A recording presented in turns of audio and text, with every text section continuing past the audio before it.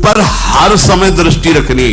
ये जो शास्त्र विरुद्ध गंदी स्फुरणा दे, आप बिल्कुल इसको सपोर्ट मत करना। जैसे पागल आदमी पीछे बोलता चला जाए, आप कुछ मत बोलो, वो दूसरी दिशा में चला जाएगा। ऐसे ही मन शांत हो जाएगा आपका। ये आपको फेंकता रहे, आप परेशान मत होना, ये फेंकता रहेगा जो उसने जमा किया है, फिर शांत हो जाएगा। जहां कहीं ये उल्टा आपको ले जाने के लिए करे, बस इसकी सुनना नहीं, बिल्कुल इसके विरोध में हो जाना। ये बड़ा बलवान है पर तुमसे बड़ा नहीं, ध्यान रखना। ये तुम्ही से बलवान है, तुम्ही से खा पी के तुम्ही को पटकेगा अगर इसके अनुकूल रहे। और अगर आप अपने, तो ये इसकी ताकत नहीं आपको गिरा दे, क्योंकि बिना सपोर्ट के आपके कुछ नहीं कर सकता। पक्का आप सपोर्ट मत कीजिए, ये आपका कुछ नहीं बिगाड़ेगा। सैकड़ों बार ये हराता है। सच्चा उपासक वही है कि गिर करके, हार करके भी उसको हराने का उत्साह न छोड़े। पर ध्यान रखना, ये बहुत चतुर है, ये कभी डरवाएगा तुमको, फिर अपने अधीन करेगा। ऐसा ही होता है। कभी फुसलाएगा, कभी लालच देगा, कभी बड़े सुख का प्रलोभन देगा, परंतु तुम इसके धोखे में मत आना। मन को मारने के लिए नियम का बहुत पालन करना जरूरी है। आप अपनी दिनचर्या ऐसी बनाएं, या गुरुजनों से जो पास हुई दिनचर्या है, आपके पास प्रातः काल से शयन काल तक 1 मिनट भी खाली नहीं होना चाहिए। अब हमको मन की ये जो बलवान वृत्ति है, प्रमथन स्वभाव वाली वृत्ति है, इस पर अंकुश करना है। कैसे करना है? प्रातः काल जगने से लेकर शयन तक 1 मिनट भी आपका खाली नहीं होना चाहिए, आपकी दिनचर्या में होना चाहिए। नियमित दिनचर्या बनवा लीजिए या बना लीजिए अपने बड़ों से, अपने पूज्यजनों से पास। हमारी ये दिनचर्या, जीवन में उसका उल्लंघन नहीं होना चाहिए। ऐसी दिनचर्या नहीं, कागज वाली दिनचर्या नहीं, आपकी वास्तविक दिनचर्या जो है वही होनी चाहिए। जिस समय जो आदेश हुआ है कार्य का, आपको उसी समय वही कार्य करना है। इससे मन तुम्हारा मरेगा। नियम से चलोगे तो उससे लाभ क्या मिलेगा? एक तो परमानंद की तरफ बढ़ रहे हो, दूसरी बात आपका मन मरेगा। मन नियम से मरता है। इस मन का स्वभाव बदल जाएगा यदि आप नियमवर्ती बनोगे। नियमानुवर्तिता से मन आपके अधीन होगा। नियम बनाओ आप। ऐसा नहीं कि आज 20 माला जप लिया तो कल 10 माला जप कर लिया तो 2 दिन जपा ही नहीं फिर आगे, ऐसे नहीं होता। एक नियमानुवर्तिता। अब इसके बाद उपासक को देखो, ये तो नियमावर्तिता हुई। अपने मन के ऊपर हर समय दृष्टि रखनी।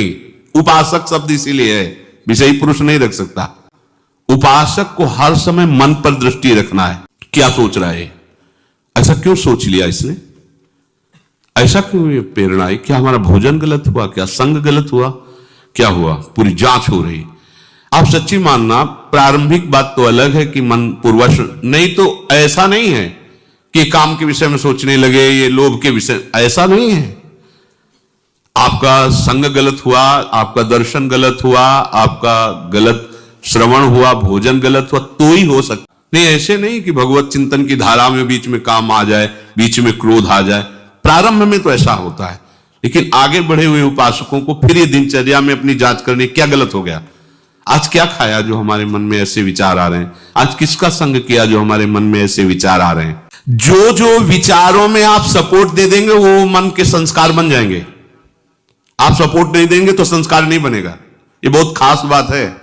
जब आप भजन में बैठे हो, साधन में, या चलते फिरते उठते बैठते, ये जो शास्त्र विरुद्ध गंदी स्फुरणा दे, आप बिल्कुल इसको सपोर्ट मत करना, नहीं ये संस्कार बना देगा। फिर वो आपके न चाहने पर भी आपको परेशान करेगा। और यदि आप बिल्कुल उदासीन रहे, जैसे पागल आदमी पीछे बोलता चला जाए, आप कुछ मत बोलो, वो दूसरी दिशा में चला जाएगा। ऐसे ही मन शांत हो जाएगा आपका। ये आपको फेंकता रहे, आप परेशान मत होना, ये फेंकता रहेगा जो उसने जमा किया है, फिर शांत हो जाएगा, फिर नष्ट हो जाएगा, उसका विषय स्फुरण नष्ट हो जाएगा। अगर कहीं मन भगवत संबंधी सलाह दे तो उसको दुलार करना चाहिए, सराहना करें, वाह आज आपने बहुत सुंदर बात, मन आपको कभी कभी अच्छी सलाह भी, और जहां आपको बुरी सलाह देने लगे तो फिर उसको धिक्कार दो कि प्रभु से बढ़कर तुमको ये लगा, प्रभु के नाम रूप से बढ़कर लगा। अंदर होना चाहिए, बाहर भले मत।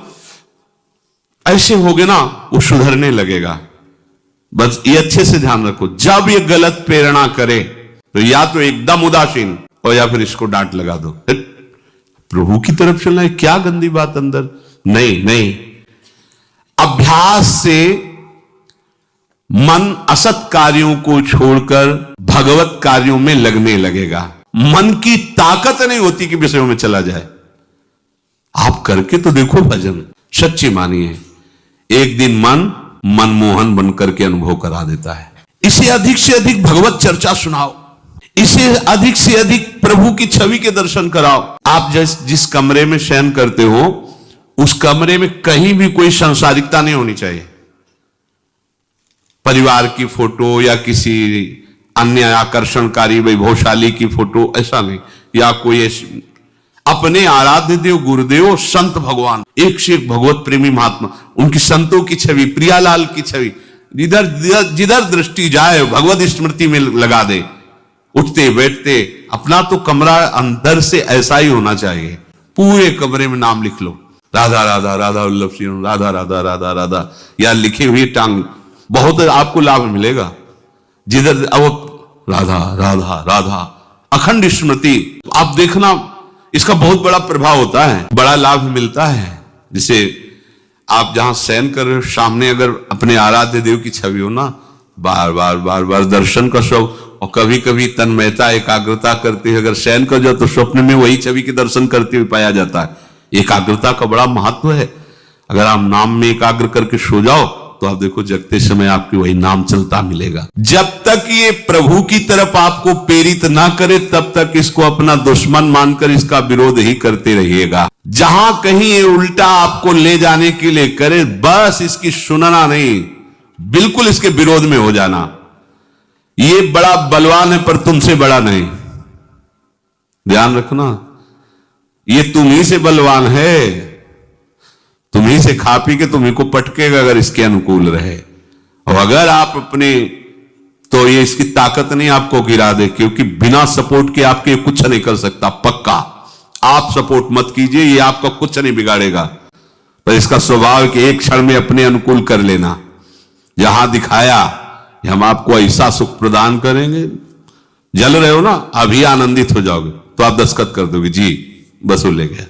आपके दस्तखत के बिना कुछ नहीं कर सकता। कई बार इससे उपासक को हारना होगा, क्योंकि बताया नहीं वो दस्तखत करवा लेगा, पर तुम साहस मत छोड़ना इसके परास्त करने का। सच्चा उपासक वही है कि गिर करके हार करके भी उसको हराने का उत्साह न छोड़े। हिम्मत मत हारना, जीत तुम्हारी होगी, क्योंकि तुम प्रभु के सीधे अंश हो और ये तुम्हारी ताकत से बलवान हो रहा है।